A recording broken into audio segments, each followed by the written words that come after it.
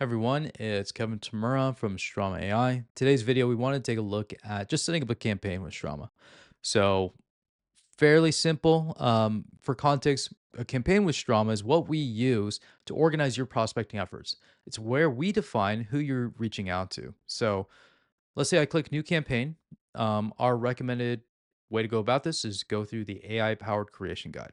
I click this, and what this is going to do is that first we want to define what we're going after, right? What is our current focus in our prospecting or outreach? And so this is going to generate some recommendations for us.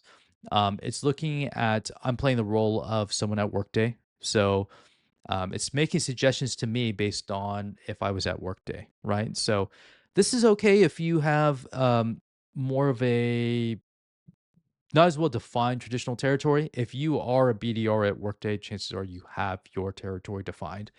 And so I just want to tell Strama what exactly we're going after here, whether it's taking a suggestion or in my case, I'm selling the HCM models or the finance modules within Workday to folks at Boeing in the United States. Let's say I'm based out of the West Coast. And so I'm going to give that to Strama, so Strama can now work around that premise the rest of the way with this campaign.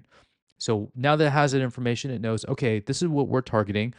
Let's build an appropriate campaign for that for you. So let's note what channels we're going to use. Let's figure out how should we qualify the different leads within this, and then the research template. How do we research Boeing and HR folks appropriately? So you see here, it's automatically put our channels together. If I wanted to edit or change that, add additional channels, remove channels, I could.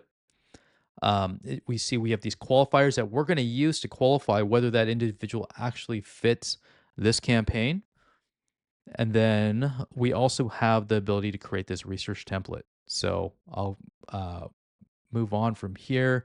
But this custom research template is making sure that um, when we're researching Boeing, we're not just doing a very general, vague Google search, right? We want to get really narrow focus, like a scalpel, in terms of precision and looking at what is Boeing doing on the HR side? What are they doing on the finance side? Let's really work to value map that. So I already created one of these in advance.